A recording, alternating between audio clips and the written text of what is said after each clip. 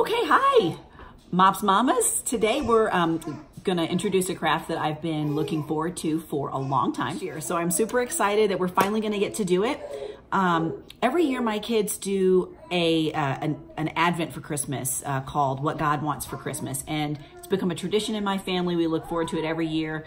The kids talk about it throughout the year. So this is sort of like that, except it's for Easter. And so I hope that this will be something that my family will go on to use year after year, and I hope that it becomes a tradition in your families as well. So it all starts with a tin.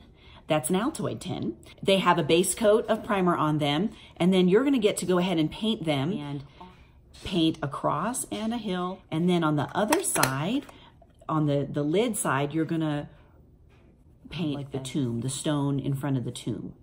And then the next thing you're gonna do is assemble your book. And this will be your guide for your little Easter Advent. The first day of your Easter Advent is Palm Sunday. And so on the first page, it's just a simple little thing you would read to your children. And then if you want to go deeper, there's a Bible verse that you can look up and read more about that. And then on the other side is the cheat sheet for what to do on each day with your kids. So, well, it gives you the instructions right here in the book. But as you can see, Palm Sunday, you're going to lay the palm branch at Jesus's feet. And then Judas betrays Jesus, so that then you just put the piece of the dime right on top of the box to represent that. And then the next day, Jesus washes his disciples' feet. So you'll take out Jesus and you'll take out your bowl, and you can put those out in front of your box. And then on the next one, it's the Last Supper. So you take your Last Supper and lay it down. That goes there, and then Jesus will stand behind there for the Last Supper, so you can see what that looks like. And then you have Good Friday. So on Good Friday, you take your tin and stand it up. Jesus will need a step stool for this. So you put Jesus on the cross, just like so. And he wears the crown of thorns. And then that night, you take Jesus down and you wrap him. You explain that Jesus died and he was put in the tomb. And then he goes right inside here. And then a big stone was rolled in front of the tomb that nobody could move.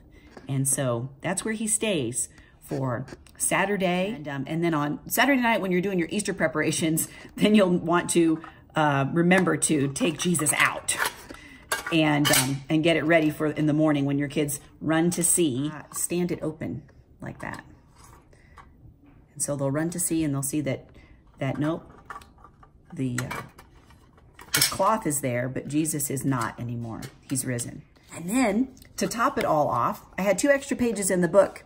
So I added my resurrection rolls recipe, which has also become a tradition in my family. And it's a great object lesson for the kiddos and I'll show you what that looks like to make those, and then what it looks like when they're done, so you can see how great that is. Okay, so this is how you make the resurrection rolls. And this is my lovely daughter, Annie, who just remembered everything that we did last year and just told us what it was. So what do we do first, Annie?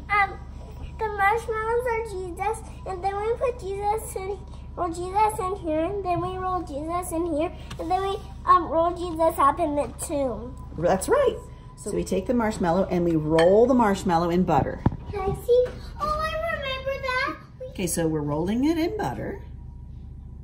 And then once it's rolled in butter, then we roll it in. So we roll it in the cinnamon sugar, just like this. And this is just, so you can explain that when, after Jesus died, they wrapped him in burial clothes, and in they put special spices on him so that he was ready to be buried. And then once you're done with that, you take it, then you roll it in your crescent roll dough. Now the trick to this is you got to make sure that you seal the edges really good. Otherwise, it might leak. So, all right, so once you do that, you can like make it a ball then when you're done. And then you take the top of it and you dip it back in your butter. This is rolling or putting Jesus into the tomb. And then you dip the buttered top back in the cinnamon sugar. So that's gonna be yummy. And then you take it and you put it in your prepared muffin tins I've sprayed these already with cooking spray, so then you just put it in there. And then when you do them all, and once they're done, you stick them in the 375-degree oven for 13 to 15 minutes, and then watch the magic when they're all done. Then they should come out looking like this. So this is your resurrection roll, and what happens when you open up the roll? So when on Easter morning, on Sunday morning, when some of Jesus' followers came to the tomb, they found the tomb was open and Jesus was not inside. It was empty. So this is one of our favorite things, and it's also one of our favorite things to eat. Can I eat it? Yeah. Do you want a bite too? There you go. Oh my goodness, it's so Well, yummy. I can have her own. And We're totally spoiling our dinner right now, but it's great for Easter breakfast.